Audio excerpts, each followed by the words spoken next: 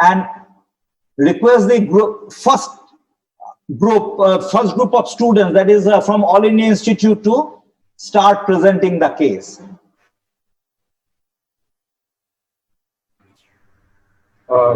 Good afternoon, respected teachers. Am I audible, sir? You are audible. You are audible. Yes, just share my screen. You please just once again, please mute everybody excepting the speaker and the examiners.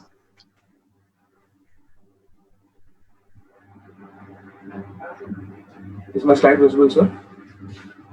Yeah, your slide is visible. Should we start, sir? Yes. Please. Thank you, sir. Good afternoon, respected teachers. I am Dr. Bharath Raj Kidambi. We are from Team AIIMS. My colleagues are Dr. Sakshi Sachdeva and Dr. Sai Krishna Reddy. They are also there. So going on to the case, my patient is a 69-year-old female patient. She is a subscriber from resident of Delhi. She came to us with the complaints of chronic diarrhea of 9 months duration. She had progressive dyspnea of 7 months duration. She had abdominal distension of 5 months duration, which was then followed by swelling of the feet for 3 months duration. She also had bluish discoloration of her lips for 3 months duration. Now going on into each of these complaints in detail. She was apparently all right 9 months back when she developed chronic diarrhea. This was insidious in onset. It was intermittent in nature. The frequency was 6 to 8 episodes per day when she had it. It was watery in consistency, and it was associated with significant weight loss, around 15 to 20 kgs in the last 6 months. This was, however, not associated with any blood in stools. There was no issue of mucus in stools, no issue of any abdominal pain, vomiting, fever. This diarrhea was not related to any specific food intake or any food allergy. She was evaluated for this outside, and colonoscopy was done, and she was managed medically as inflammatory bowel disease, to which she showed partial improvement. Following the first complaint, 2 months later, she developed breathlessness on exertion. Initially, this was only causing her a slight limitation of her physical activity. She was unable to walk 2 flights of stairs, but she was able to do her household activities. This gradually worsened over a period of next 7 months, which caused her to have marked limitation of her physical activity, in which she was present in the last 2 weeks. The breathlessness actually alleviated on lying down flat, and it exacerbated on sitting posture. This dyspnea was not associated with any chest pain, paroxysmal nocturnal dyspnea, palpitations, syncope. This was not associated with any cough, sputum, seasonal variation, or audible breath sounds. 2 months after the second complaint, she started developing generalized abdominal distension for 5 months duration. It was insidious in onset, gradually progressive in nature. It was not associated with any abdominal pain or constipation. After this, she noticed that she also started developing gradually progressive swelling of both her feet for 3 months duration. This swelling of her feet was not associated with any calf pain, redness, engorged veins in the legs. She also did not have any facial puffiness, decreased urine output, or any yellowish discoloration of her eyes and skin. In the last 3 months, both the patient and the attenders noticed a bluish discoloration of her lips, tongues, and nails in the last 3 months, which was gradually worsening. This was, however, not associated with any nail deformities, and there was no variation with exertion or cold exposure. Now, putting the positive complaints into perspective, initially, before she was asymptomatic, she started developing diarrhea at 9 months. 2 months later, she developed dyspnea. 2 months later, she developed abdominal distension, and 2 months later, she had feet swelling and bluish discoloration.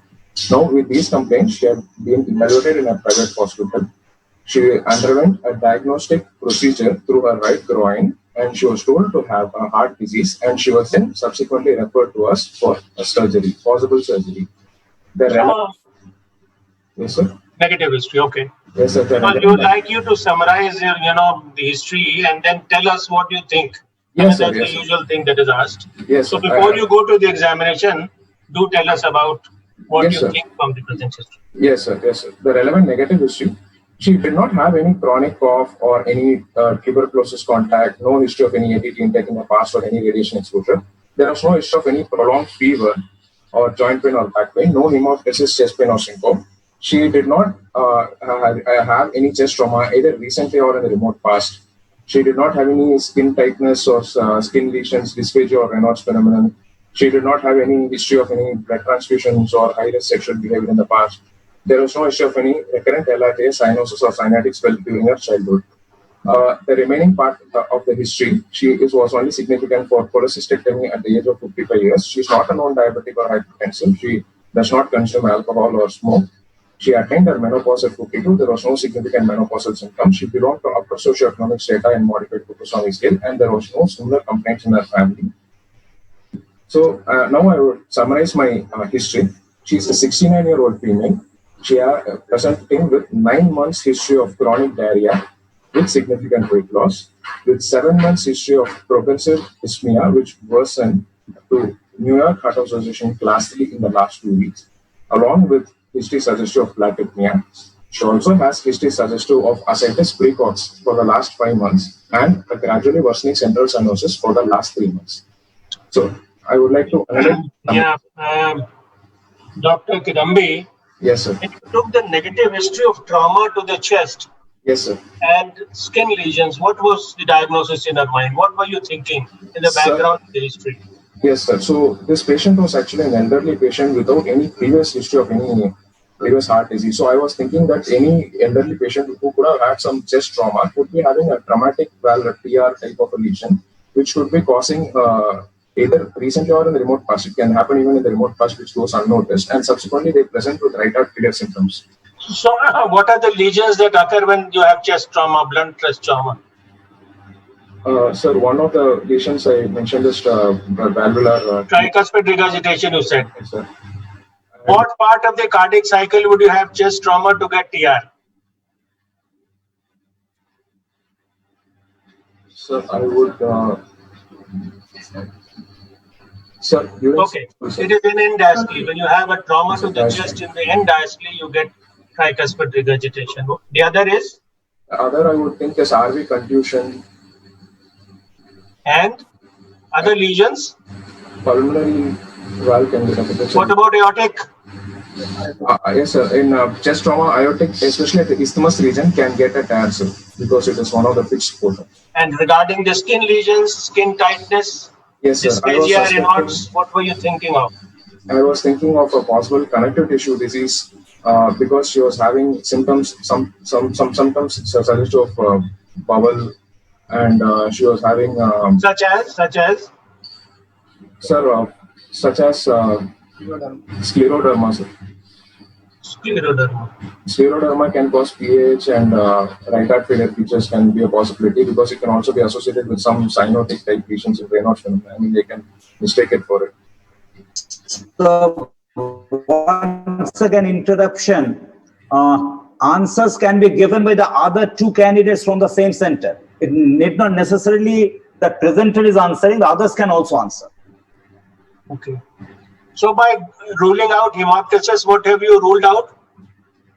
Sir, we took history of hemoptysis, chest pain and syndrome. By ruling out hemoptysis, we didn't rule out anything specifically fully, sir, but definitely PAH as hemoptysis as a last thing. Tuberculosis can have hemoptysis. Lung lesions can have hemoptysis. PAH and tuberculosis, we thought of it, sir. Okay. Tuberculosis, etc. you were trying to rule out.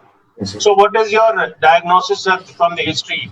You think this is something to do with the tricuspid valve? What is the flow of thoughts from yes, sir. So my flow of thoughts is I would like to, from the summary, the patient has cardiac symptoms and systemic symptoms. If we analyze the cardiac symptoms, patient has had dyspnea followed by ascites and pedal edema without any history of orthopnea or PND, significant orthopnea or PND. So that would point towards a predominant right heart involvement.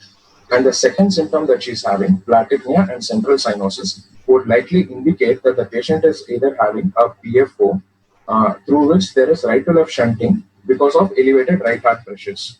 And the third symptom that she's having, chronic diarrhea and significant weight loss, would possibly indicate an etiology something like either a malignancy or a tuberculosis.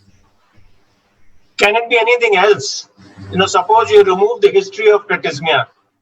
Platysmia, yes, sir. Suppose if we remove the history of platysmia and keep the history of cyanosis, sir. Yeah, peripheral cyanosis can always occur with heart failure, even though the skin is not sort of cold and clammy. This could just be something to do with the GI tract. I mean, she's had chronic diarrhea with the hypoanemia and anemia, and then she goes to heart failure, shortness of breath, and goes into a sort of low output situation.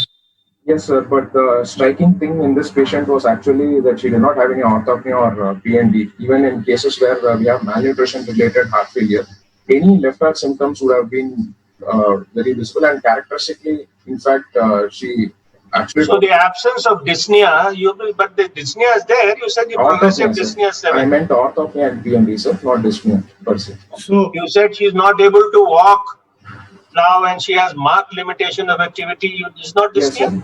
Yes, sir, that is dyspnea, sir. I'm also saying that she doesn't have orthopnea and PND. That is all right. I mean, not every dyspneic will have orthopnea.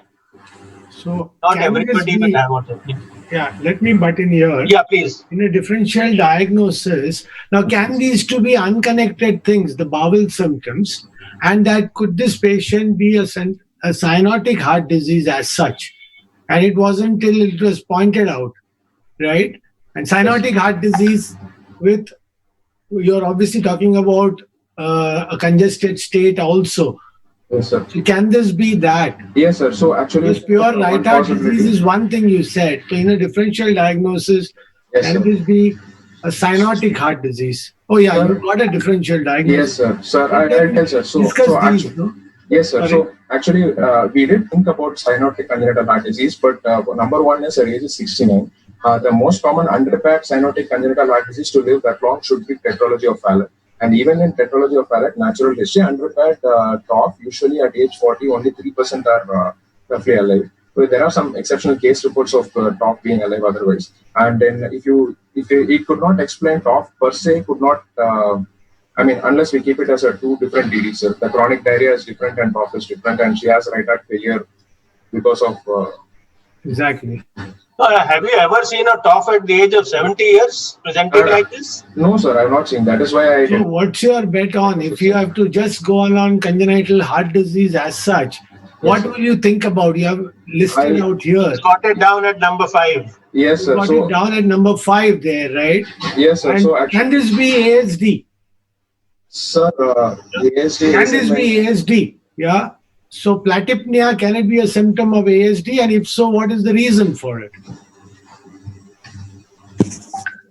The platypnea has been documented in a restrict to small ASD. Especially they say when there is positional variation, the margins of the ASD can get stretched in such a way that essentially most of it is being directed from right to left when the patient is sitting up, and it makes the patient more symptomatic.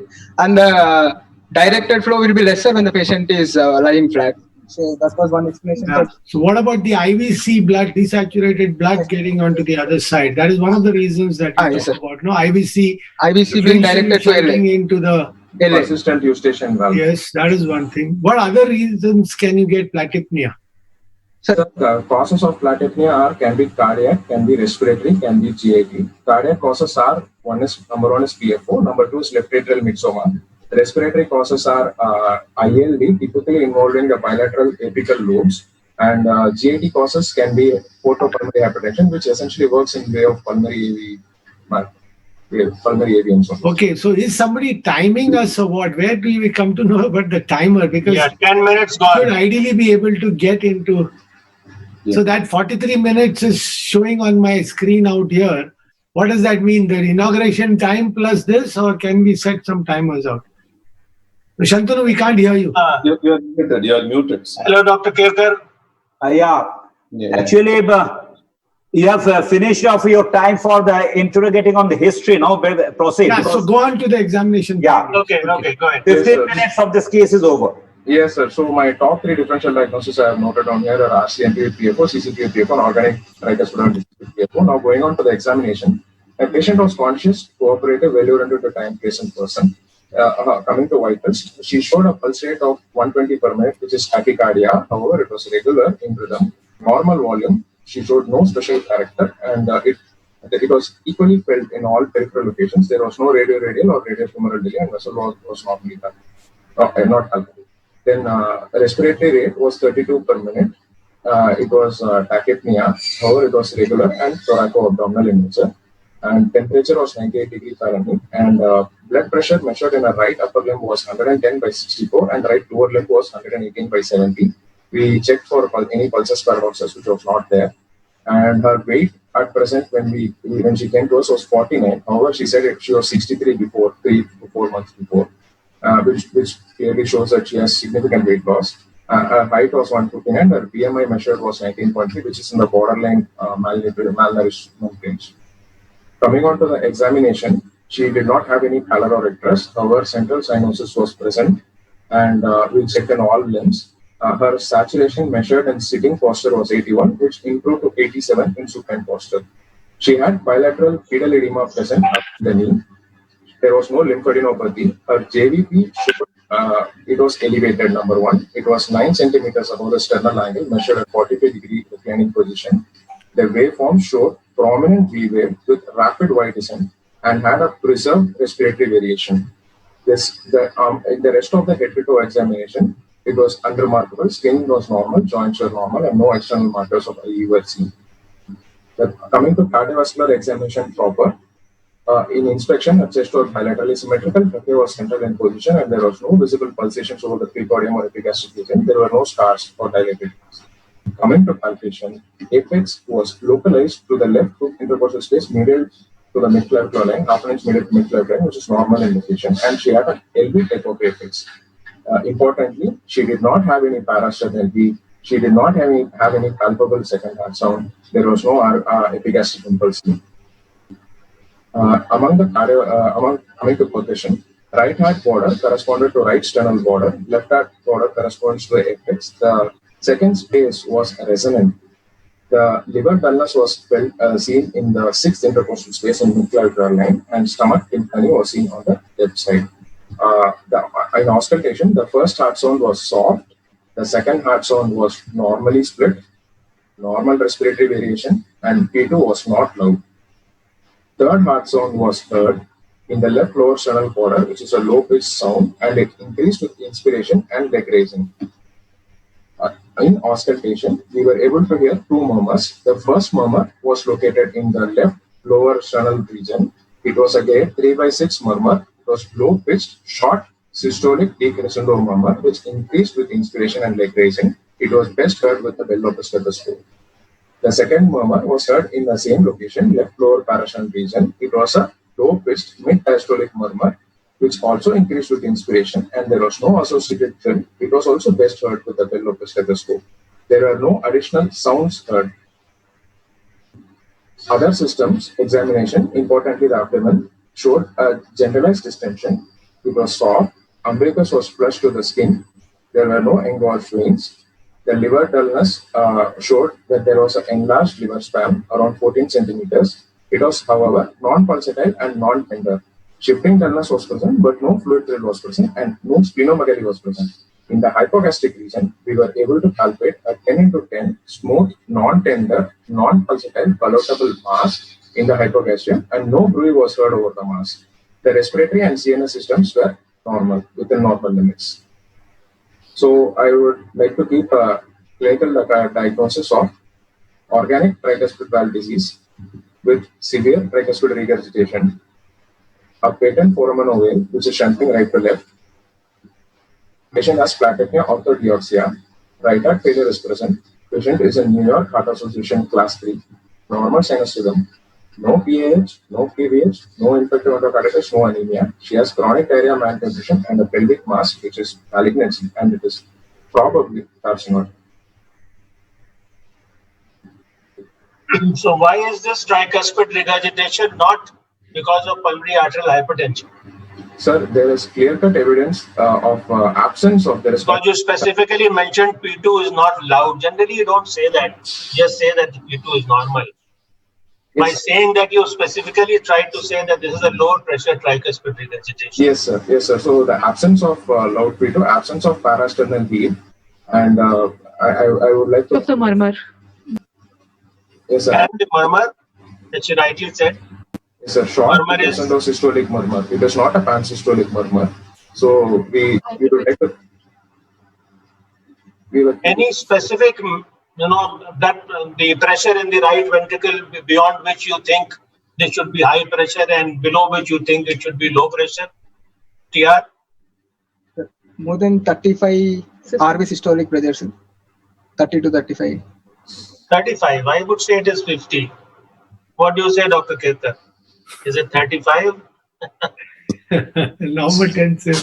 Yeah, the thing is, very often we want to say the thing is out of proportion to the expected pulmonary artery pressure, that kind of a thing. And you don't want to have those cutoffs, but you would rather say that you expect pulmonary hypertension for that TR in whatever scenario, and that's how you diagnose organic tricuspid. Somebody somewhere. And there ain't any TR.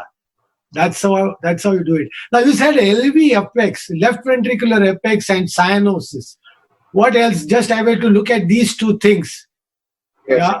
At the end of palpation, LV apex and cyanosis. Which conditions come to your mind? Tricuspid atresia is a congenital heart disease. Okay. And Epstein anomaly, sir. It has a LV apex. Okay. DORV restrictive VSD with PS, sir. What about pulmonary AV fistula? So it would cause both biventricular enlargement, not only LV enlargement. No, I'm talking about chronic. Pulmonary arteriovenous malformations. Why would you get right heart enlargement? Yes, sir. Pulmonary malformation, chronic can have. Yeah, so you may get cyanosis and just left-sided LV apex, normal LV apex you may get, right? Yes, sir. But just the age of the patient was the main hard factor. So, which is why. Yeah. I'm just talking about LV apex and cyanosis, standard things you would be asked, right? Yeah. Yes, sir. Yes. Okay. What is the etiology of the case? Yes, You said that the JVP has a prominent V wave and a rapid Y descent. What are the other conditions beside tricuspid regurgitation where you can have this? If we leave the cyanosis part aside, any other situations where you can have this, besides tricuspid regurgitation, a prominent V with a rapid Y? The ASD with MR can give this, sir. Okay, that is one. Zerboda.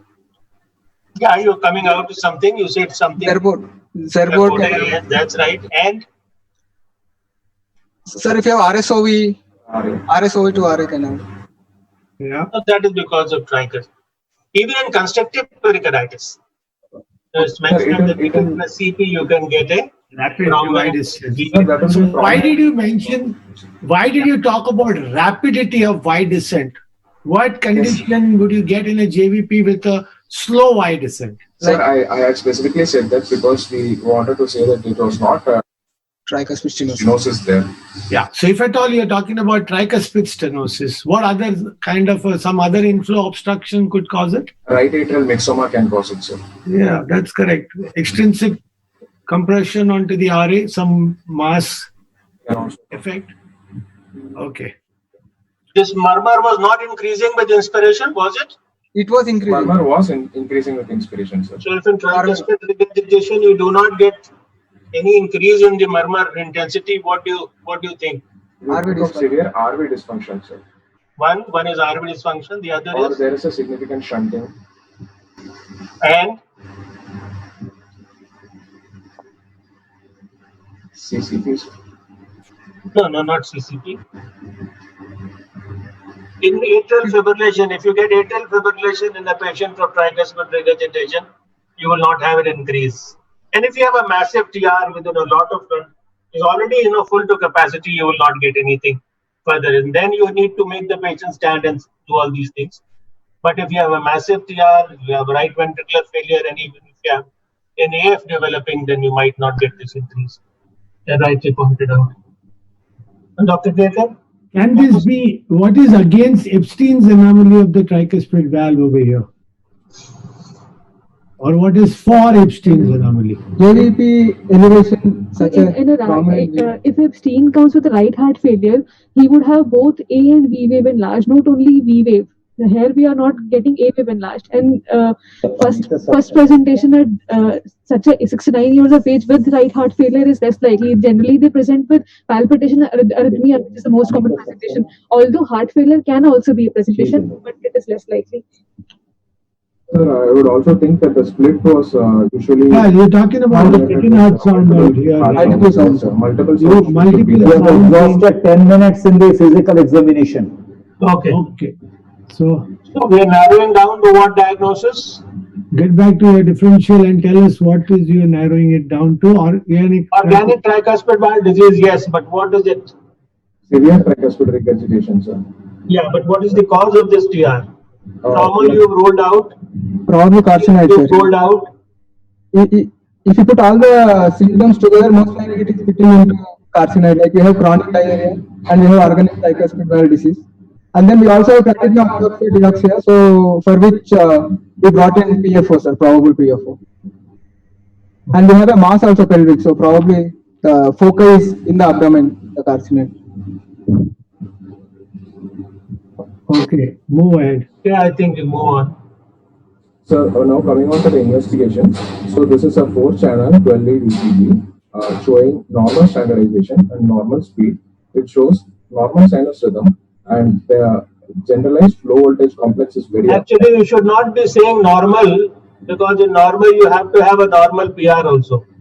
So in my mind, you should say it's a sinus rhythm. It is not a normal sinus rhythm. Sinus rhythm with a prolonged PR. Okay, sir. I meant that the origin is sinus node. Yes, it's a sinus rhythm. Yes, sir. So but some of the old examiners like us want you to tell us what are the 10 sort of manifestations of normal sinus rhythm. So, go ahead. I'm sorry. Yes, sir. So then the axis is lead 2 is equivocal and lead 1 in AVL is positive and 3 in AVL are negative. So the axis is between 0 and -30. There is also QRS. If we analyze in V1, it shows incomplete RBBP pattern, which could be part of right ventricular volume overload. And then in V1 also we see that the PR interval is borderline prolonged, which is around 0.2 seconds. And we can see that there is secondary STT changes in lead V1 and V2, V3, secondary to the incomplete RBBP. So this ECG would actually fit in with some infiltrative cardiomyopathy, so with all the generalized low voltage complex RBBP and prolonged PR. Do you see in the terminal QRS in V5? Yes, sir. The terminal S wave is there, which is indicative of RBBP. Delayed right ventricular activation. So do you have something in the S wave, in the ST segment part, or is just the depression?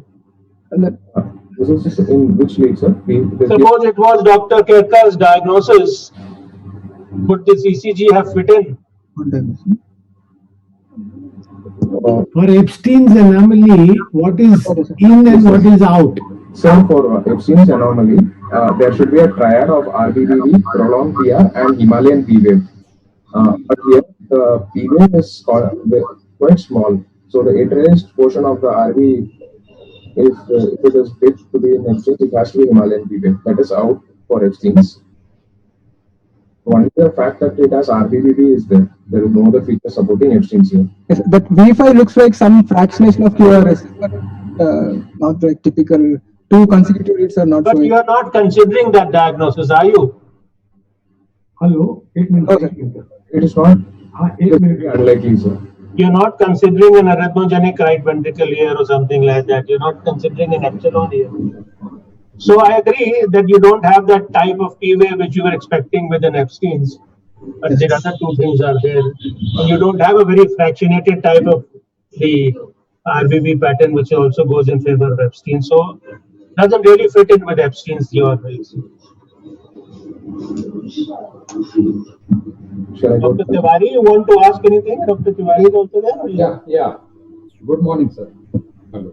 Yes. What is the etiology of your diagnosis? So and he has said it is probably sex carcinoid. How will you confirm? I mean, the ECG is okay. Nothing. Let's move on. Tiwari, you are in the group 2. Oh, I'm sorry. I'm sorry. You are in the group 2. Justin is here in the group 1. Justin, you can ask. I'm sorry. I just pulled him in. Okay. So what is Dr. Kirkar, you want to say anything? Rahul? Yeah, we move on now. Yeah, okay. Justin wanted to add a question. Just one question. Hello. Rakesh here, sir. Rakesh here. अरे राकेश किधर है? आप छुपे हुए हैं।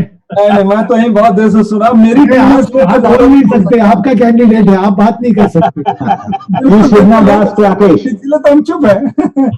आप चुप बैठिए। और doctor Narayan had asked why not it is an ARVC with a huge dilated RV. The ECG findings are very similar. It can present with right-sided heart failure with low pressure TR. Only on the basis of abdominal tumor you have made diagnosis of carcinoid. So not only that, sir, but actually patient has chronic diarrhea, sir. Yes, sir, patient has chronic diarrhea and cyanosis.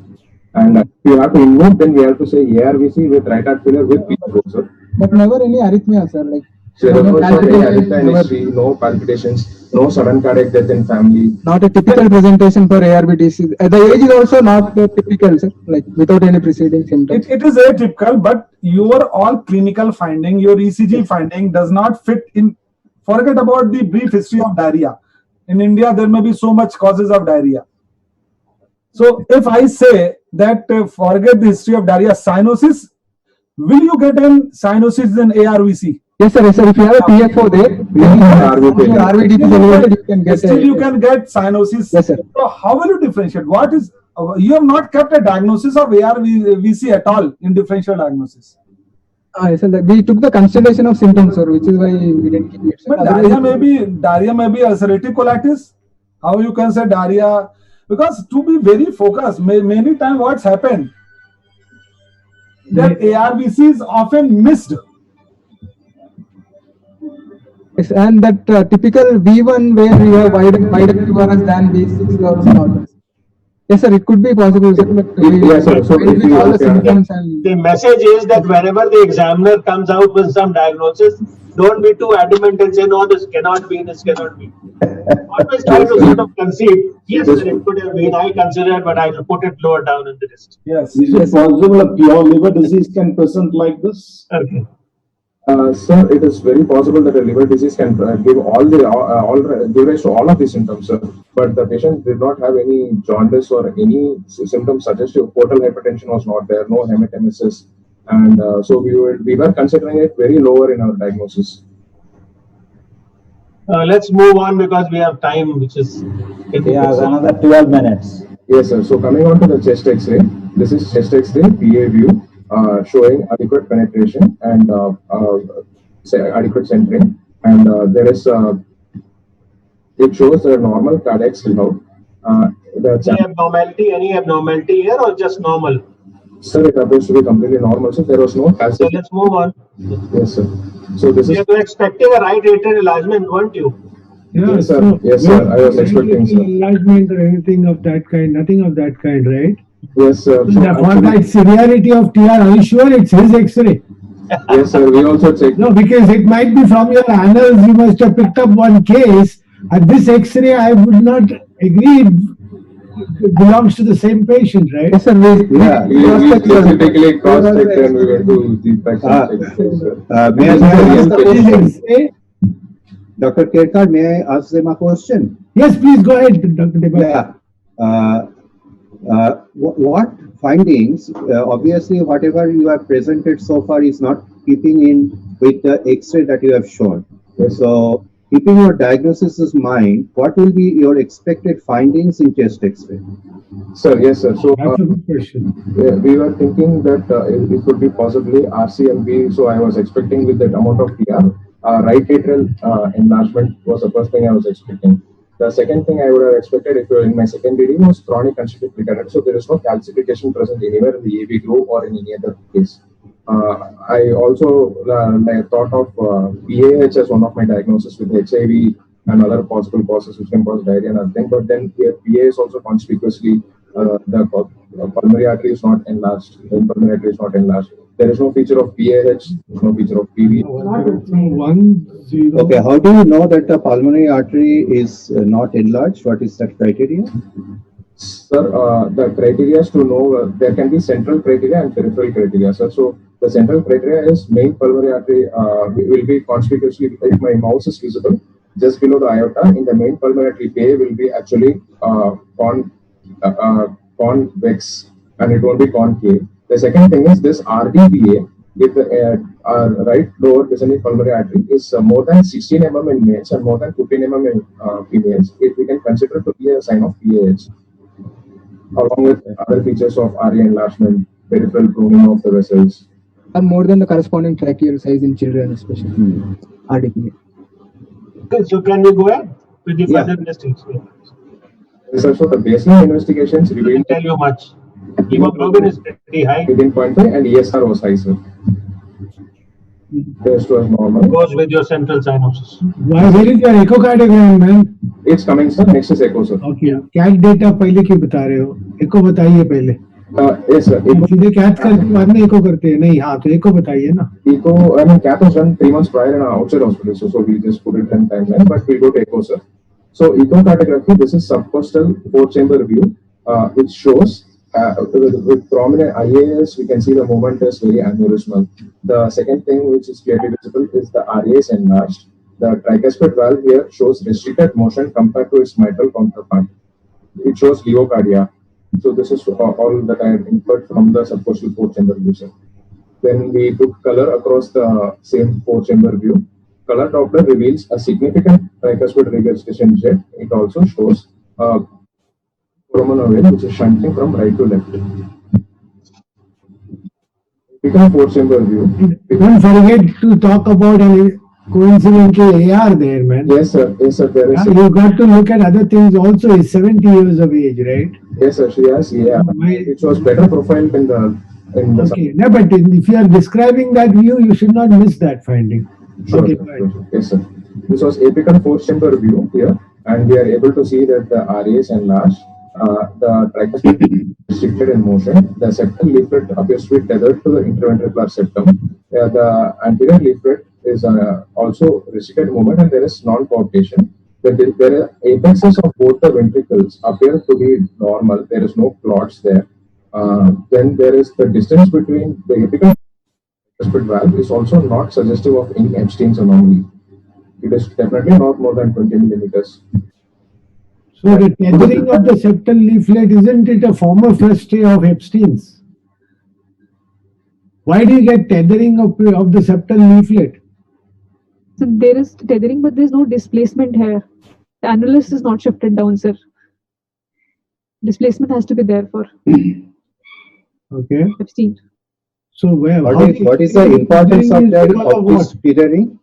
This tethering depends upon the amount of tethering, right? So the delamination process doesn't occur in Epstein, so it can be severely tethered also. But however, the displacement has to be more like the annular displacement will be different as my colleague was telling. That's why I'm asking you if it's a former frustrae, right? So I don't know of any other reason for tethering of a septal leaflet. Any other causes you know of? I do not know. As an examiner, I do not know. Dr. Narayanan might throw light on that. This septal leaflet, at least, yeah, it has to be former frustrae, right? It's not. It's immobile, kind of. This tethering could be part of the milder forms of, as you said, former frustrae or Epstein's. What is the type of septal aneurysmal moment here? Interesting. What type it is? So how many types are there? Yes, sir. Aneurysm. How many types are there? What type is what you are seeing here? Which type? Yes, sir. So the type depends on the whether it moves back and forth both into the LV and RV, sir. LA and RA. Sorry, LA and RA. So what type is it that you are seeing here? More than 1 millimeter into RA and LA. Type 1 or type 5 or what? Sir, I am not sure, sir, but I want to. So this is type 5. When you have an equal movement on either side towards the LA and the RA, it forms a type 5 movement of the septal aneurysm. Yes, sir. Thank you. Okay. Time is almost over. You have maximum 3-4 minutes time. Yes, sir. So color wave, color Doppler across the tricuspid valve shows a severe tricuspid regurgitation and lymphal velocity. The TR jet, actually the measured TR velocity was only 17.5. So where does the TR begin here? So it begins just. Somebody was talking about no displacement and things like that, right? Yes, of the septal leaflet. Where does this TR begin? Slightly the way up, right? Within That you can see the flow acceleration of the forward flow into the ventricle also, right? Yes. Yeah, so that is where it's uplifted, no, for that anatomy. This is some kind of an organicity of the tricuspid valve due to what is the whole issue, correct? Okay, go ahead and tell us more. Yes, sir. So there was low pressure TR, and the tricuspid inflow velocity shows a mean gradient of 3, which is significant. We come on to left side of the heart. The apical pulse center view showed actually a moderate AR, and parasternal long axis view showed a trivial to mild MR. And we did in the transesophageal echo, which showed clearly that there is a PFO, and which was shunting right to left, and the bubble contrast echo showed a significant amount of bubbles crossing over more than 30, indicates a high risk PFO. And the left intraventricular dimensions were normal, and EF left ventricular ejection fraction was normal. We also did to delineate the anatomy of the pelvis, T1 and T2 image, which showed a left adnexal mass, which was hypointense in T1, hyperintense in T2, and it showed activity in the same area in Dotnac pelt. And we did a specific investigation to diagnose our suspicion of carcinoid, and it turned out to be very high values of 5-hydroxyindolacetic acid and serum chromogranin, which suggested that it was carcinoid. Do you want to go back to the CAT data, sir, or do we proceed to the? Yes, please go back to the CAT data. Yes, sir. So coming to the CAT data, we saw that CAT was done 3 months prior in an outside hospital. It clearly shows that there was a systemic desaturation of arteria aorta of 92 with a systemic venous saturation of 70, AB difference being normal of 22. The right side heart shows no step up. However, the left heart shows a step down at the LA level from 98 to 93, and which suggests that a possible intra-atrial shunt right to left. Now we know, as we saw the echo, it is PFO was there. The pressures, coming to the pressure data, the RA mean, which was only provided there with us for us, was 6, and then RV pressures shows RV PA, there is no gradient difference, so there is no PS. The PA pressures were only 11, mean PA pressure was only 11 millimeter of mercury, which indicates that there was no pulmonary artery hypertension. The calculated QS was 1.9, which indicates low cardiac output. QPQS indicates a right to left shunt of 0.8, and PVRI was also normal. Did you actually do the catheter, or is it something which you have thought there should be the findings? No, sir, this was provided to us from outside hospital. All this is really. So generally, you will not require a catheter here, would you? Would you do a cardiac cath here? No, sir. No, sir, no, sir. This was done outside, sir, so we thought we'll show this. What is the reason of right to left shunt in presence of, in a case of low pressure TR? The TR jet itself can be directed across the PFO into the left atrium, sir. That is number one. Or if the RV is elevated RA pressures can cause right. Order? In case of RV failure, if patient then because of the elevated right side heart. Your patient is in RV failure. Can you show the RV ATP? So this was 3 months back data, sir. Okay. All right. So why your patient is in RV failure? The patient clinically has pyroedema, ascites, and JVP was elevated and symptomatic. Okay. So the patient has clinical heart failure. Okay. Can you have such findings in low pressure TR? Yes, sir. In the presence of failure. And if you have done CAT, in such a patient, given the echo finding, what will be the peculiar force of the CAT, of the catheter?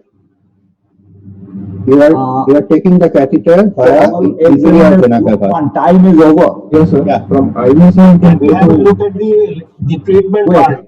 Just take 2 minutes maximum. It's already Yes, Time is yes, over. sir. So this was our final diagnosis, and what we did was the patient underwent a simultaneous surgery for TH DSO plus tricuspid valve replacement with 2980 bio valve, and then we followed up the patient in post-op. She was doing well. ERS significantly reduced, and they even did alveolar repair, which showed patient was followed up and she was having mild AR only. If the patient had not had this tumor, what would you have done? Was there any other option besides replacement, or So as a cardiologist, would you have thought of doing something else? sir, So valve was not unable for the repair, and it was symptomatic organic tricuspid lesion. So, sir, I thought you were asking about percutaneous tricuspid therapy. Yeah, that's right. Sir, so percutaneous tricuspid therapies, I would have, since we don't have much experience, I'm not very sure. Sapien D3 valve could be Only seeing myself. probably maybe tried, sir, but I'm not sure, sir, whether recurrence will happen with carcinoid unless we remove it. You have thought of tricuspid valve repair, right? So, have you got any criteria from ECO that make you think for or against this decision? Yes, sir, this had many criteria which was not fitting for repair. Like it was non-reacting, and then the septal leaflet was plastered to the IV. Yeah. So Yes. If you attempt an isolated replacement or repair of the tricuspid valve, the surgical mortality is pretty high. Therefore, if you have an isolated tricuspid valve replacement, then repair, but the regurgitation, then perhaps, in times to come, we might be, aiming at percutaneous replacements and things like, reducing the annulus and even the trick valves, which you place one in the inferior vena cava, the other in the superior vena cava. So all these possibilities you should be aware of. Yes, sir. Of course, as you rightly said, the PR was trifled too much, and since you have no real experience with tricuspid percutaneous replacements, you did the surgical, and then of course you need to take care of the tumor part also. So I think your approach was correct. So I think we should put an end here and give marks on a scale of 100. We should give out of 100. Please give the marks in the WhatsApp and put it in the common platform. Which WhatsApp number? All 10 examiners to give marks. Sir, in which WhatsApp number I should send? There is a group, examiners group in the WhatsApp. You see the examiners. Okay. There you send it, and all the 10 examiners should avoid the marks